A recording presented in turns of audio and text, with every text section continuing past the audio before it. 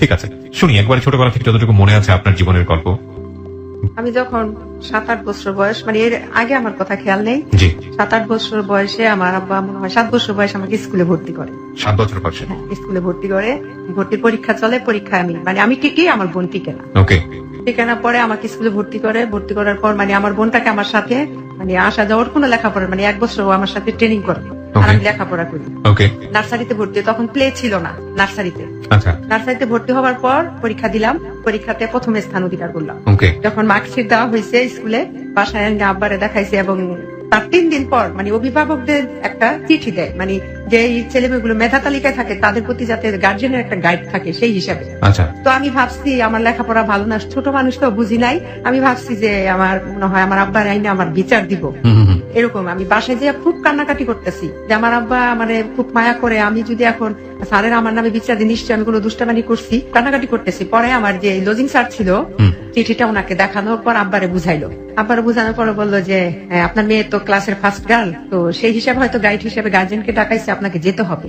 আচ্ছা। তখন আমার আব্বা কি করছে, আমাকে কোলে নিয়ে কপালে একটা চুমো লাগাই দিছে। দেওয়ার পর বলতেছে তুই আমার সার্থক সন্তান। ওর আব্বু কি করলো, 10 কেজি মিষ্টি নিয়ে গেল স্কুলে। সেখানে সব শিক্ষকদের এবং কিছু ছাত্রদের খাওয়া, ছাত্রীদের। হ্যাঁ, ফার্স্ট হয়েছে। এটা কোন ক্লাসে? এটা আমি নার্সারি থেকে যখন ক্লাস 1 এ উঠেছেন। আচ্ছা, কয় ভাই বোন ছিলেন আপনারা? আমরা ভাই বোন ছিলাম 4 বোন 5 ভাই। 4 বোন 5 ভাই। আপনার পজিশন মানে ভাই বোনদের মধ্যে আপনি কত? আমি সবার বড়। সবার বড় ছিলেন? হ্যাঁ, সবার বড় ছিলাম আমি। তো আমার আব্বা আবার একটু বলে নেই, আমার আব্বা আবার 2টা বিয়ে করছে।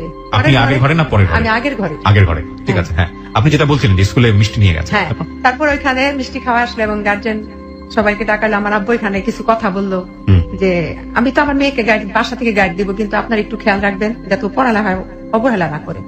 সেখান থেকে আসলো, আসার পর মানে বাসায়ও মিষ্টি নিয়ে আসছে আব্বা। আসার পর আমার মার নাম ছিল সুফিয়া। তো আমার মারে ডাকতেছে সুফিয়া, সুফিয়া দিকা আসতে আমার মেয়ে ক্লাসে ফার্স্ট হয়েছে। মানে আমার আব্বা মনে হয় আমার কোলেই রাখছে, তখন বলতে এত বড় মেয়ের কি কোলে রাখতে হয়। আমি আমার মার ব্যবহার গুলো বুঝি নাই, তখন এখন বুঝতেছি। তো আমার আব্বা বলতেছে যে আমার মেয়ে যদি 20 বছরের যুবতীও হয় তারপরে তো আমি ওরে কোলে নেবো। তোমার মেয়ে পাশ করছে, ভালো হয়েছে পাশ করছে, মানে মিষ্টি সবাই ভাগ করে দিই। তো সবাই দিল। দেওয়ার পরে মনে হইলো আমার মায় খাইলো না, তার বুকের দুধ আমি 2.5 বছর খাইছি, সে খাইলো না। কারণ আমার আব্বা খুব রাগী ছিল এবং আমি আমার আব্বা মা কেন মিষ্টি খেলো না সেটা আমি বুঝতে পারিনি। হয়তো ছোট মানুষ, কিন্তু আপনি কিউরিওসিটি জায়গা থেকে এখনো মনে আছে যে মা নিজের মা মিষ্টি খেলো না। আমি বলতেছি ভাই, ধাপে ধাপে বললে বুঝতে পারবেন। নিশ্চয়ই নিশ্চয়ই, আপনি খুব ভালো বলছেন, বলুন। তারপরে আমার আব্বা খুব রাগী মানুষ, আমার আব্বা আমার মনে হইলো মারে মারলো, মিষ্টি খালি না কেন, আমার মেয়ে পাশ করছে তুই খুশি না? মায়ের তো আগে খুশি হবার কথা, তুই তো মা। বলতেছে যে না আমি মিষ্টি খাই না, আমার মিষ্টি খাইলে মানে আমার দাঁতে ধরে। তারপর আমি ক্লাস 1 থেকে এইভাবে লেখাপড়া করতেছি, স্কুলে আসা যাওয়া করতেছি, এইভাবে 5 পাস করলাম। আচ্ছা। 5-এ আমি 1 হইল রোল নাম্বার। 8-এ যাই আমি বৃত্তি পরীক্ষা দিলাম, আমি ট্যালেন্ট পুলে বৃত্তি পাইলাম। আচ্ছা আচ্ছা, খুবই ভালো। নারায়ণগঞ্জ জেলার মধ্যে সবচেয়ে ভালো ছিল আমাদের গার্লস স্কুল, বন্ধর এখনো তার সুনাম আছে। জি। 9-এ আসলাম, ভাইয়া সত্য কথাই বলবো। জি, অবশ্যই আপনি সত্য কথাই বলবেন। মানে 8-এর শেষ, 9-এর প্রথম। আমি মানে আমার যে আমরা 4-5টা বান্ধবী একসাথে স্কুলে যেতাম। তো আমাদের বাসাটা ছিল একটু দূর, মানে বাসা থেকে আসার পথেও 4 জনের বাসা। তো ওদের বাসা থেকে যাইতাম, যাওয়ার পর মানে আমার এক বান্ধবী ছিল রোকসানা, মাহফুজা, ঝিলু। তো ওদের বাসায় যখন যাইতাম, তো আমার বান্ধবীর চাচার বন্ধু ওই বাড়িতে আসা যাওয়া করতো, তো আমাকে দেখতো। কি নাম ছিল ওনার? ওনার নাম ছিল লিয়াকত আলী। লিয়াকত আলী আপনাকে দেখতো? আমাকে দেখতো। তো পরে কিভাবে যেন বান্ধবীর সাথে বা বান্ধবী চাচার সাথে এই ব্যাপার বলছে যে মেয়েটাকে আমার খুব ভালো লাগছে। তো মেয়েটার বাসা তো আমার পাশের বাসা, মানে আমার শ্বশুর বাড়ি, আমার বাবার বাড়ি আগে, শ্বশুর বাড়ি একটু দূরে, মানে 10 টাকা রিক্সা ভাড়া পরে যেটা হয়েছে। তো মেয়েটাকে আমার ভালো লাগছে, তো মেয়েটার আমি ভালোবাসি এভাবে বলছে। বলার পরে তা আমার বলছে পরে আমি কি ভালোবাসা কি বুঝি না, ভালোবাসা আবার কেমন? আমার বান্ধবী বলে সিনেমাতে দেখোস না ভালোবাসা করে নায়ক নায়িকারা? তো আমি থেকে ওইটা ভালোবাসা, আমার আব্বা আমার মাইরা লাগবে, আমার আব্বা আমার মাইরা লাগবে, আমি ভালোবাসা করতাম না। তো ভাইয়া এই ফাঁকে একটা কথা ভুলে গেছি। যখন আমি ক্লাস 7-এ পড়ি, স্কুলে একটা 21শে ফেব্রুয়ারি উপলক্ষে ভাষা আন্দোলনের উপলক্ষে একটা অনুষ্ঠান হয়। তো সেখানে আমি একটা মানে গান করছিলাম, দেশাত্মবোধক গান, ভাই যে ধন ধন্যে পুষ্পে ভরা, ধন্যে পুষ্পে ভরা আমাদের এই বসুন্ধরা। আমি যদি ভুল না করে থাকি তাহলে এটা ডিএল রয়্যাল গান। আচ্ছা, হ্যাঁ বলুন। তারপরে ওই গানটা গাইতাম, গাওয়ার পরে আমার আব্বা ছিল স্টেজে আর আমি এই শ্রোতাদের মাঝে চেয়ার নিয়ে বসছে। তো আমি যখন ওই গানটা গাইছিলাম, গাওয়ার পরে ওইখানে আমি প্রথম স্থান অধিকার করি। তখন পেছন থেকে আমার আব্বার পেছনে যে চেয়ারের লোক ছিল তারা বলছিল যে আব্বারের নাম নিয়ে যে আবুল মিয়া তো পয়সার অভাব নাই, যাক মেয়েরও কণ্ঠসুর ভালো আছে, মেয়ে দিয়েও শিল্পী বানায় মেয়েরও মানে পয়সা ইনকাম করতে পারবো। ঠিক আছে, এই কথা বলার পরে আমার আব্বা, আমি স্টেজ থেকে নামলাম, নামার পর আমার আব্বা বলতেছে, বাসায় আনছে যে মা আমি তোমাকে একটা কথা বলি, তুমি আজকে থেকে আর গান গাইবে না। ওহো, বাবাই কথাটা বললো? বাবাই কথা বললো। তখন কি আমার আব্বা বলছে গান গাইতে মানা করছে, আমি গান গাইবো না। আপনি গান গাওয়া করে দিলেন? করবো না। তো সেখান থেকে ভালোবাসার কথা শুনে আপনি যেটা বললেন যে না না আমার আব্বা মেরেই ফেলবে। না, আমার আব্বা মেরে লাগবে যদি শুনে যে আমি কারোর সাথে কথা বলছি, কারোর সাথে মানে প্রেম করি। প্রেম বুঝলাম, ভালোবাসা বুঝলাম, পিরিত, তখন পিরিত বলতো, লাইন বলতো স্যার, লাইন ভাইয়া লাইন বলতো, লাইন বলতো। আমার মানে আমার আরো 24 বছর আগের কথা তো। লাইন বলতো, মানে ছেড়ি লাইন করে বা পিরিত করে। লাইন যদি আমি করি আমার আব্বা আমার মেরে লাগবে, আমি না। হ্যাঁ, তাইলে তো হ্যাঁ তোর অনেক পছন্দ করে। তাই ভাইয়া কিভাবে যেন ওই বাড়িতে আমি আসতাম, উনি আমাকে দেখে রাস্তায় একটা টেলার ছিল, সাথী টেলার, এখানে আমি জামা কাপড় বানাইতাম। তো ওই টেলারে বসে থাকতাম, আমি না লোকটার দেখে, লোকটা আমাকে দেখে হাসতো, আমিও হাসতাম। লিয়াকত? হ্যাঁ। ওকে। তো লোকটা দেখতে খুব সুন্দর ছিল। আমি পিকচার, নিশ্চয়ই আপনার চেয়ে বয়স অনেক বড়। আমার চেয়ে বয়সে মানে ব্যবধান আছে 18 বছর। ও মাই গড, অনেক। ওকে। কিন্তু বুঝা যায়নি, বুঝা যায়। যাই হোক, তো আপনার ভালো লাগতো? আমার ভালো লাগতো। তখন ঠিক আছে, সে আমাকে একটা চিঠি দিচ্ছে, আমার বান্ধবী দিয়া চিঠি দিচ্ছে, বলছে যে আমি তোমাকে পছন্দ করি, আমি তোমাকে ভালোবাসি, তোমাকে আমি অনেক পছন্দ করি, আমি তোমার বিয়ে করবো এবং তোমার সাথে আমি প্রেম করবো না, কিন্তু তোমার বাবার বাড়িতে, তোমার বাবার কাছে আমি প্রস্তাব দেবো। এইভাবে চিঠিটা লিখছে। লেখার পরে জন বলছে যে বাবার কাছে প্রস্তাব দিব, তাইলে তো আমার বাবা আমার আরো মেয়েরা লিখবে, এইভাবে বলতেছি। রোকসানা এটা করতে না করিস, তাইলে আমার আব্বা না আমার লেখাপড়া করতে দিত না, এরপর আমার বাইরে লিখবো, আমার ঠ্যাংগুলো কেটে লিখবো বলতেছি। বলার পরে বলতেছে যে আচ্ছা ঠিক আছে। ও উনি আবার কি করছে, আমার এক খালাম্মা ছিল, মানে ওনার বিয়াই আর আমার হচ্ছে আমার মা তার বোন ডাকছে। ওই খালাম্মারে দিয়া কি করছে, ওনার বড় ভাই এবং খালুরে দিয়া কি করছে, আমাদের বাড়িতে ডাইরেক্ট প্রস্তাব পাঠাইছে। তখন আপনি কোন ক্লাসের স্টুডেন্ট? তখন আমি ক্লাস মানে 8 শেষ করতেছি, 9 এ প্রথম। আচ্ছা আচ্ছা, ওকে ওকে। হ্যাঁ। তো প্রস্তাব দিল, আমার আব্বা কি বললো যে না আমার মেয়ে এখন বিয়ে দিব না, আমার মেয়ের আমি ডাক্তার দিব। তো এই দিক থেকে কি করছে, লজিং যে টিচার গুলো ছিল, ওই টিচার থেকে একটা টিচার ছিল, ওনার বাসা হচ্ছে কুমিল্লা, উনি দেখতে খুব সুন্দর, শিক্ষিত, বিয়ে পাস। আমার দাদির কাছে বলছে যে আপনার নাতনির আমি বিয়ে করি।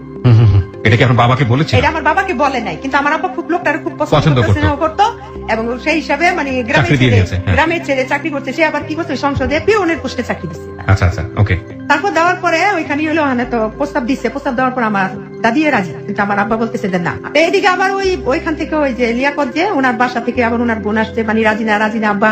আমার আব্বু বলতেছে যে না, আমি ওই এলাকায় যদি মেয়ে বিয়ে দিতে হয় আমি অন্য জায়গায় বিয়ে দিব, এই এলাকায় দেবো না। আচ্ছা, না দিবই না। এদিকে আপনি যে লিয়াকতের কথা বলছিলেন, উনি তো বিদেশ থেকে ফিরে এসেছে। আচ্ছা, উনিও কি আপনাকে তখনও বিয়ে করতে চাইতো? তখনও। আচ্ছা আচ্ছা। তারপরে করছে কি, উনি আবার বিয়ের প্রস্তাব দিতেছে, ওনার ভাই বোন সকালে আসে, বিকাল আসে, রাতে আসে। আব্বা মানে একেবারে বিরক্ত হয়ে গেছে। আর এদিক দিয়ে মানে আব্বা আমার কি বলতেছে, তাহলে মেয়ে মনে হয় এদিকে মনে হয়, আমার মনে হয় মেয়ে মনে হয় দুর্বল আছে, নাইলে আর বারবারে কেন আসে, আমি না করে দিই, তারা কেন আসে।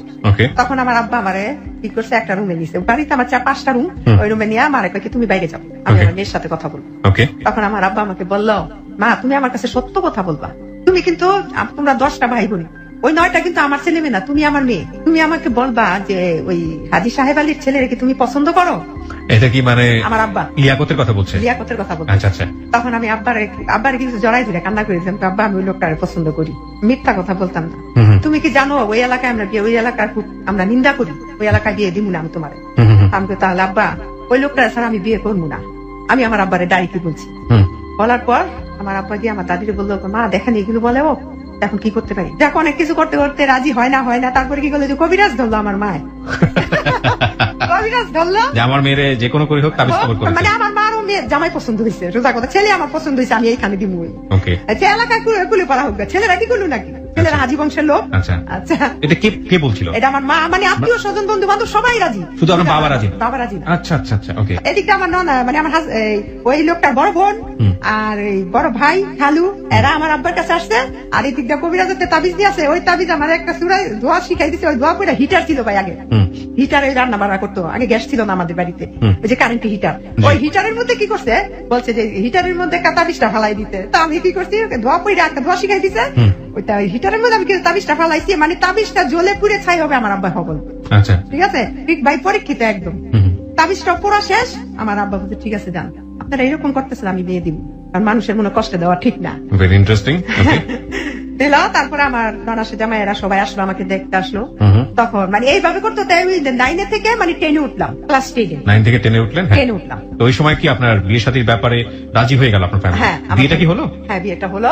তখন কি কারণ আপনি ক্লাস 10-এ না 9-এ? ওই ছেলেটার একটা স্বপ্ন ছিল আমার কোনোদিন সে ভাগায় বিয়ে করবে না, আর আমার একটা স্বপ্ন ছিল আমি কোনোদিন ভাইগা বিয়ে বসবো না। আচ্ছা, যদি আচ্ছা। বিয়ে করতে হয় তাহলে গার্জেন নিয়েই করবো, আচ্ছা, সামাজিকতা বজায় রেখে করবো। আচ্ছা, আচ্ছা। এটা ছিল আমার ভিতরে। ওকে, তার মানে আপনি 9 থেকে যখন 10-এ উঠলেন তখন তখন ওদের বাসা থেকে লোক আসলো, আসার পরে ননাসে জামাইয়েরা সবাই আসলো, ভাই বোন। আয়সা কি করলো, ভাই আমারে দেখা বলে কোন ক্লাসে পড়ো, অ্যাড্রেস লেখো। দেখতে গেলাম, দেখছি, কিন্তু হাত কাঁপতেছিল তখন। লেখার পর তারপরে ননাসে জামাই কি করলো, আমারে ওই ওনার বড় বোনের জামাই, যেটা ঢাকা লালমাটিয়া কলেজের সাথে ওনার বাড়ি, তো উনি আমাকে কি করলো 2000 টাকা দিল। 2000 টাকা দিল, দেওয়ার পরে যে আমি তো তোমার বিয়েটা খেতে পারবো না, আমি 3 দিন পরে বাহিরে কুয়েত চলে যাচ্ছি, আচ্ছা, তোমাদের প্রতি শুভকামনা থাকবে। ঠিক তার 5 দিন পর শুক্রবার আসলো, আসার পরে মানে বিয়ের ডেট, ওকে, বিয়েটা হলো। হওয়ার পর তার ওনাদের বাড়িতে ওনারা চলে গেল। তারপর আমার কি করলো, ওইখান থেকে শুক্রবারে বিয়ে হইলো।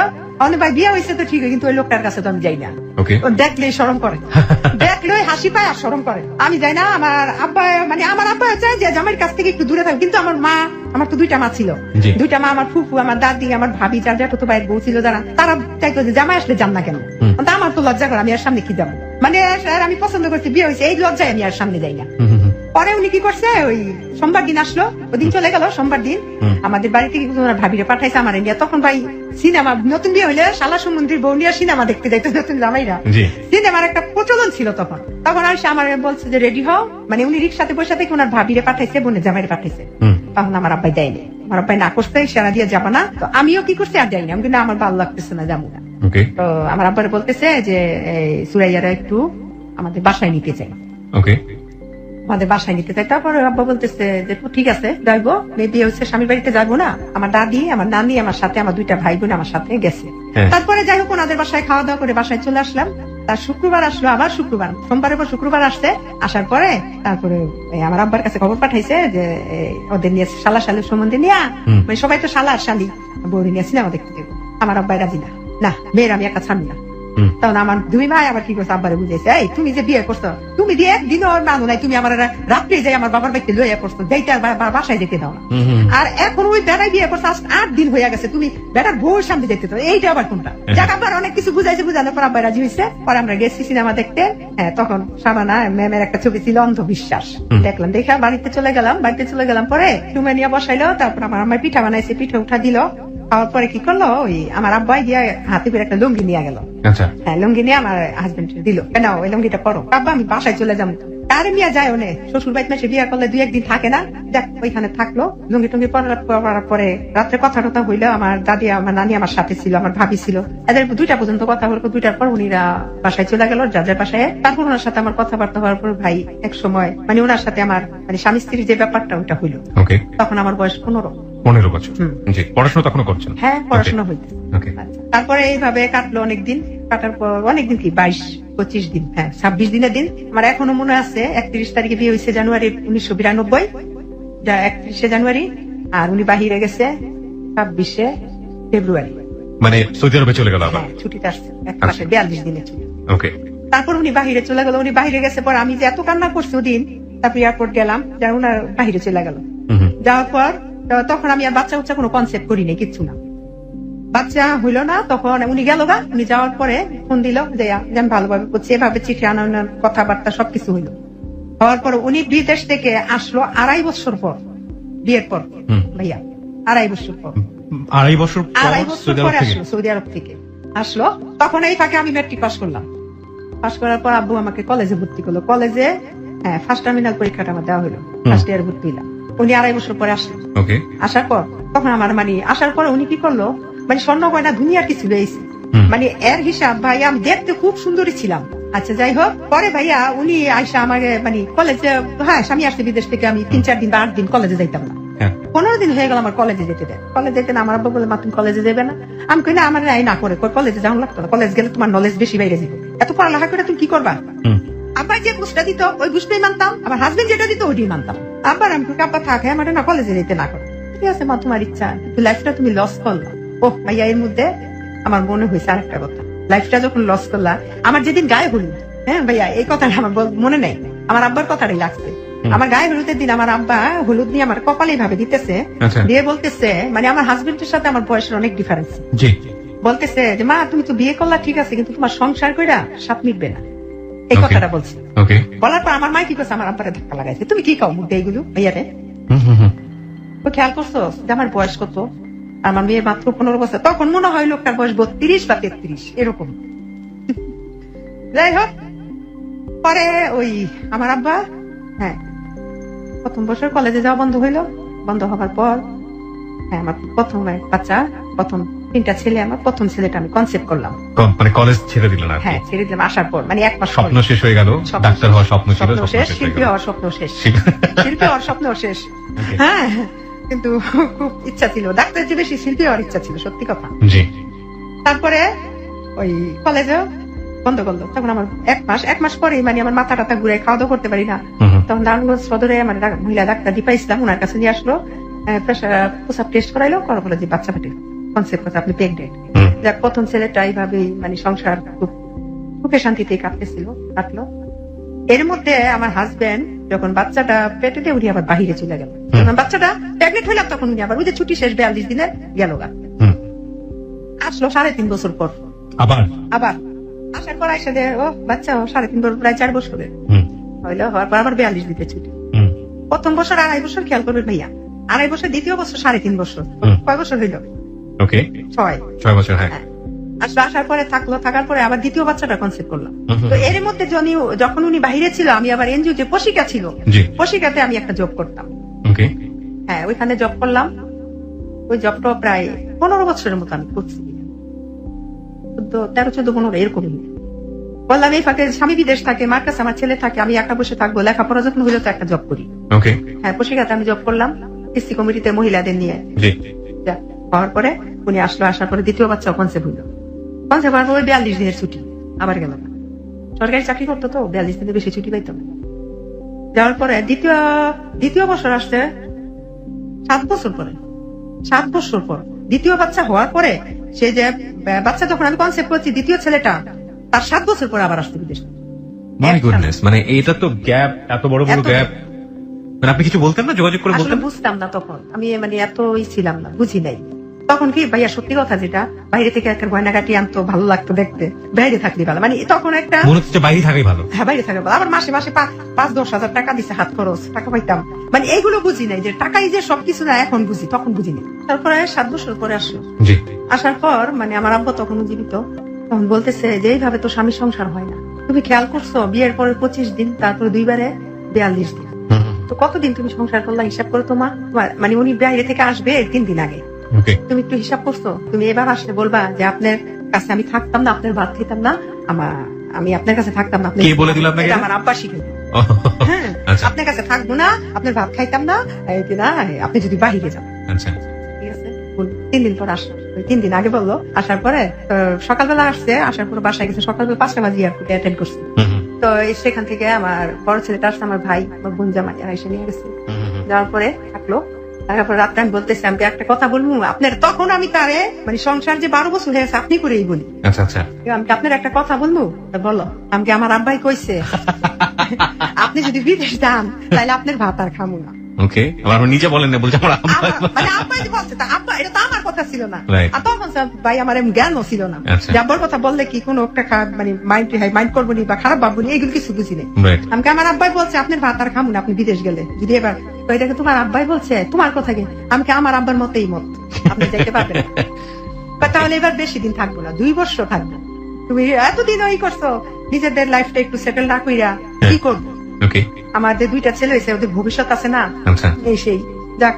তারপরে গেল আবার, থাকার পর 2 বছরই থাকছি, বেশি থাকে না। এসে আচ্ছা, আসলো, আসার পরে এই সময়টাতে তো দেশ বিদেশে থাকতো, দেশে এসে কোনো প্রপার্টি করা, জমি জমা করা, এগুলো করতো? কিছু না, কিছু করে শুধু মাসে মাসে কিছু টাকা দিত। হ্যাঁ, আচ্ছা আর বাবার উপরে খাইতাম, দুধ খরচ দিত না ছেলে, মনে করছে নানা নানিরা আছে চলবো না। জি। যাক, তারপর আসলো, তৃতীয়বার আসলো, পরে তুমি তা আর গেল না। তো মোট কত হইলো, 14 বছর হইলো। 14 বছর, হ্যাঁ। 14 বছরের মধ্যে তার সাথে আমি, তখন আপনার ছেলের বয়সটা কত? আপনার বড় ছেলের বয়সটা কত? বড় ছেলের বয়স হয়েছে 10 বছর তখন। 10 বছর। 10 আচ্ছা, বছর। ওকে। হ্যাঁ, আপনি যেটা বলতে চাচ্ছেন, 2.5 বছর পরে 14 বছরে কতদিন সংসার হলো আসলে? 342 হিসাব করেন, 342 42 দুগুণে 84, 84 মাস না নাকি? 84 দিন 84 দিন 14 বছরে মাত্র। আর আর 42 মাই গুডনেস। আচ্ছা ঠিক আছে, বলুন তারপর। 42 এটা দিন। বাঙালি নারী বলেই সম্ভব। এরা আসলেই মানে সংসারের জন্য কতটা স্যাক্রিফাইস করে চিন্তা করা যায় না। হ্যাঁ বলেন তারপরে। তারপর আসলো, আসার পরে আমার মা বলতেছে 2টা ছেলে একটা মেয়ের দরকার আছে। মা, মেয়ে না থাকলে সংসারের মাতৃত্বের কোনো স্বাদই থাকে না। তো একটা মেয়ের দরকার। আমি মেয়েটা নিব না, আমার 2টা ছেলেই থাকুক। মানে একটা মেয়ের জন্য দ্বিতীয় ছেলেটা হইলো, আচ্ছা 3 নম্বর ছেলেটা হইলো একটা মেয়ের জন্য। তারপর যাক আমার মা বলতেছে যাক দেখি। আচ্ছা আমি কখনো কোনো মেডিসিন খাইতাম না ভাই, ওকে কারণ গ্যাপ অনেকদিন গ্যাপে গ্যাপে আসতো না, রাইট কিন্তু আমি মেডিসিন খাইতাম না। আচ্ছা। তারপরে তৃতীয় ছেলেটা আমি কনসেপ্ট করলাম। মেয়ের জন্য আসলে আরেকটা ছেলে হলো। আরেকটা ছেলে। মানে মেয়ের জন্য আরো 2টা ছেলে, প্রথম তো ছেলে হইলো। জি জি জি।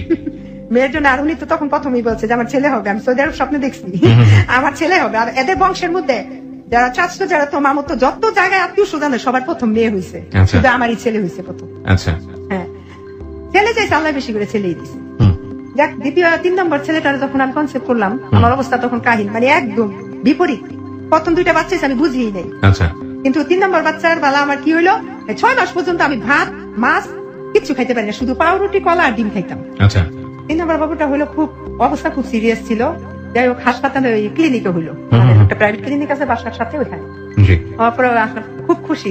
ছেলে হয়েছে, মানে মন খারাপ নেই। উনি 1 বছর, হ্যাঁ ছেলেটা 9 মাস তখন। এই 9 মাসের মধ্যে ভাইয়া যখন আমার 3 নম্বর ছেলেটা হইলো, আমার স্বামীটা আমাকে একটু অনীহা করতে। ওকে মানে আমি প্রত্যেকটা কাজ করতে গেলে দোষ, রান্না করতে গেলে দোষ, পানির গ্লাস দিয়ে ধুইছো, প্লেটে এরকম কে, মানে একটা অজুহাত এরকম করে কেন বলতে। পরে আমার বলতেছে কি একদিন, মানে এরকম বললো, জুমারে নামাজ এনেছে, তার বয়স 8 মাস, বাবার ছাড়া কিচ্ছু বুঝে না। ওই বাবার কোলে উনি জুমার নামাজ পড়তে গেছে।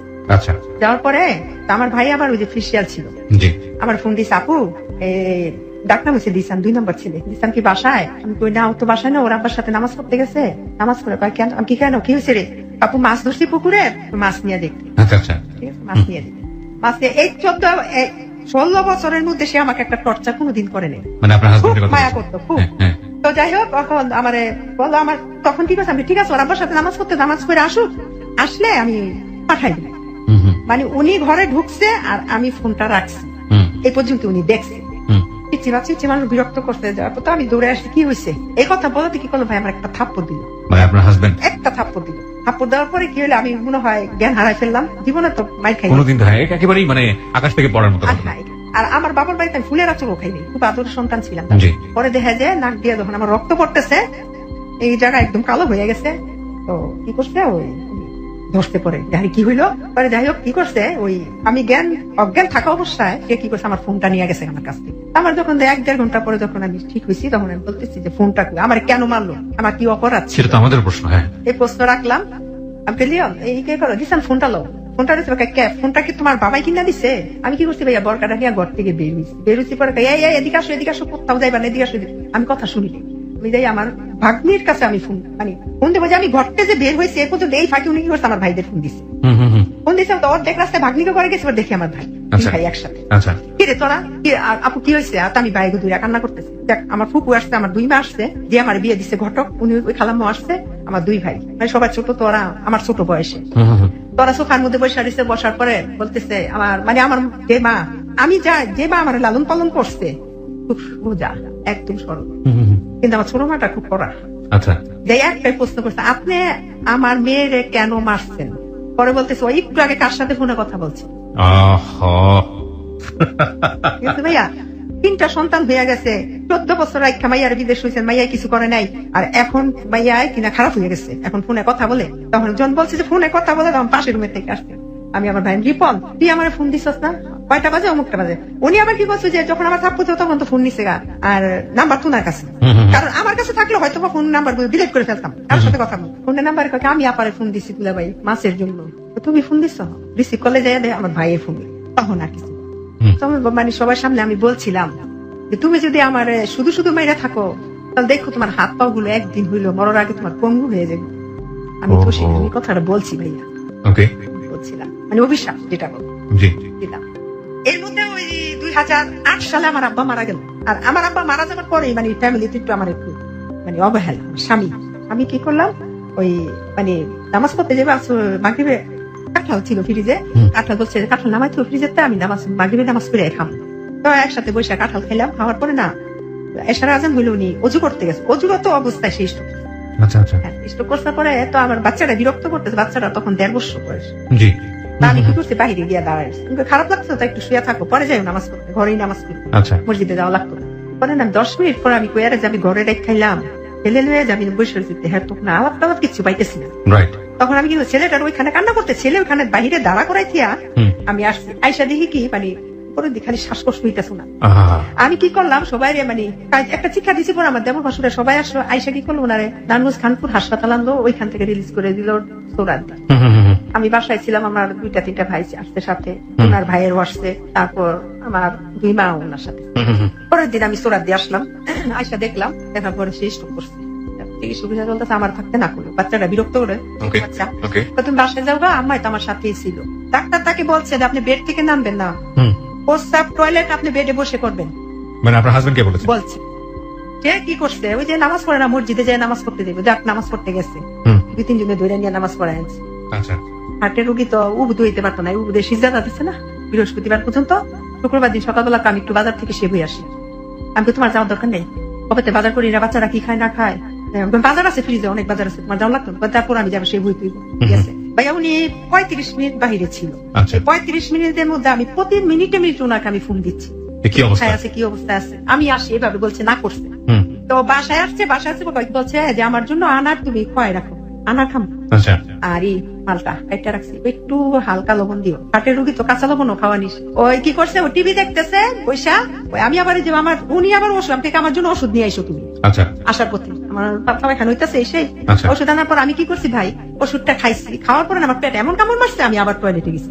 আচ্ছা, টয়লেটে যাবো, উনি যে ওই যে খাটের মধ্যে বসে যে টিভি দেখতেছে, উনি যে খাইতেছে, এই বসার মধ্যে আবার সেই স্ট্রোক করছে। আমি আসছি, আইসা আমি ওই পাশে রুমে আর যেতে পারি না, আমি এই রুমে শুয়ে রয়েছি, আমার শক্তি নাই। কতক্ষণ পরে 15-20 মিনিট পরে আমি কুয়ারে আমি খাইতে দিলাম, খাইলো কিনা দেখি, তো যাই দেখি বসার মধ্যে সে স্ট্রোক করছে আবার।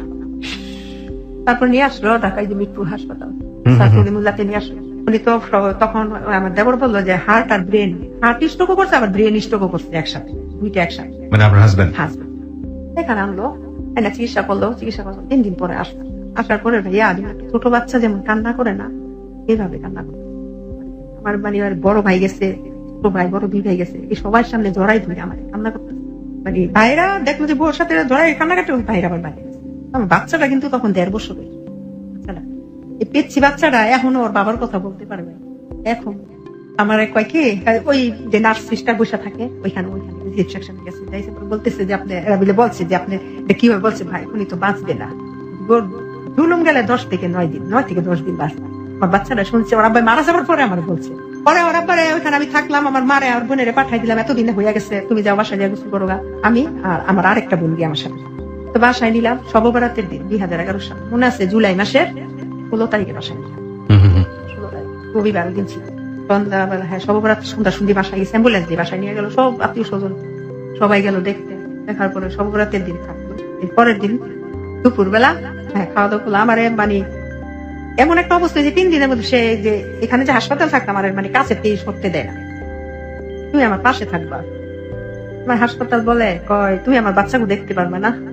আমি কই কি বাচ্চাকে কোনো মায় দেখতে না পারে, আমি এই দেখা ওই দেখা, যখন আমি থাকবো না তখন তুমি পারবা না, এই কথাগুলি বলতো। আমি কি জানো, এই একটা অসুস্থ হইলেন আমি মানে বুঝ দিতাম, কিন্তু সবাই জানে যে উনি মারা যাবে, আমার ছেলেরাও জানে, শুধু আমি জানি না, আমারে কেউ জানে। তারপরে আমার বলতেছে ডাকতে পারবো না বাচ্চাদের, হ্যাঁ পারবো, তুমি বিদেশ ছিল, তুমি কি বাচ্চাকে পালছো, পারলে তো আমি পালছি, আমার মায় পালছে, তুমি তো খালি একটা করে জন্ম দিয়ে দিয়ে বিদেশ চলে গেছো, আমি একটু পালছি। না এই থাকা না, আমি তো ওই থাকা ছিল আশা, আর এই থাকা তো না থাকা মানে আমি আর আসবো না, এভাবে বলতো। এগুলো বললো না, হাসপাতালে বাসায় নিয়ে আসলাম, বাসায় সুন্দর ভালো 2 দিন ভালো। 3 দিনের দিন দুপুর বেলা, হ্যাঁ উনি তো মনে করেন এক সাইড অবশ্য হয়ে গেছে, অবশ্য হয়ে গেছে, বাম সাইডটা পুরা মানে এমন স্বাস্থ্যবান ছিল, লম্বাই ছিল 6 ফুট 2 ইঞ্চি। আচ্ছা, একটু চেহারা খুব সুন্দর ছিল, মানে আমাদের এলাকায় এত সুন্দর দেখিনি আমি।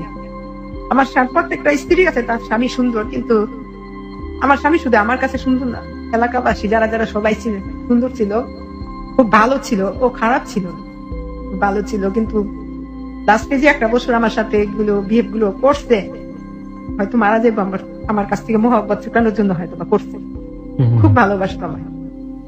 তারপর আমি দুপুরবেলা শুয়ে রয়েছি, না ওর আব্বা শুয়ে রয়েছে, তো আমি এই ফাঁকে কি করছি, কি খাইবো, কাঁঠাল বিচি ভর্তা বানাইবা সাদা করে, মরিচ দিবা, ঠিক আছে, আর এই মাছ, ইলিশ মাছ দিয়ে পেঁয়াজ দিয়ে ভুনা করবো। এত খাওয়া নিষেধ সবই, হ্যাঁ খাইতে মনে চায়। আমি হালিম খাবো, ঠিক আছে, হালিম, আমি নুডলস খাবো, এগুলো যেগুলো ডাক্তারে নিষেধ খাওয়া হয় ওগুলি খেতে চায়। তার বাইরে বলছে যে না, যা খাইতে দেয়, এরা তো বুঝতো যে মারা দেবো, যা খাইতে চায় খাওয়াই দেবো। তা ঠিক আছে, খাইও। হালিম কিভাবে খাই, হালিম তো ঝাল, আমার জন্য সাদা আনবা, সাদা করে হালিম। আচ্ছা, আমি বসে রয়েছি, উনি শুয়ে রয়েছে, তখন বাজে 3টা, শুয়ে রয়েছে, শোয়ার পর আমার মামি শাশুড়ি আসছে, বউ ঘুমাইতেছে, আমি কি খাওয়া, ঘুমাইতেছে মানে তুমি খাওয়া দাওয়া করছো, আমি না গোসল করে নামাজটা বসে এখন পর্যন্ত খাই নাই, যদি ঘুম থেকে উঠে দেয়, তুমি কি বোকা, তুমি ঘুমে থাকতে থাকতে তুমি খাওয়া দাওয়া করে উঠলে তো ওরে তুমি খাওয়াই, কারণ ডাক্তার বলে দিছিল যে যদি ঘুমাই থাকে ওষুধের সময় লস হয়ে যাও, কিন্তু ডাকবেন না। আচ্ছা আচ্ছা, ঠিক আছে, এই জন্য আমি ডাকি না। তারপর আমি ভাত খাইতে 2 লোকমা খাইছি, এর মধ্যে দেখে আমার দিকে তাকাই দিছি, তো তাকাই আমি হাত দিয়ে কয় না না তুমি ভাত খাও, তুমি, আমি তোমার আগে খাওয়াই দিই, না তুমি আগে খাও, তুমি খাইয়ে আগে শক্তি করো। আমার তো খুব স্বাস্থ্যবান লোক ছিল, তো 3-4 জন লাগতো তাহলে তুলতেই, আমি, আমার ছেলে, আমার মা, আমার ভাই, আমার বোন, 5টা মানুষ তুলতে পারতাম, খুব স্বাস্থ্যবান লোক ছিল। আচ্ছা, যাই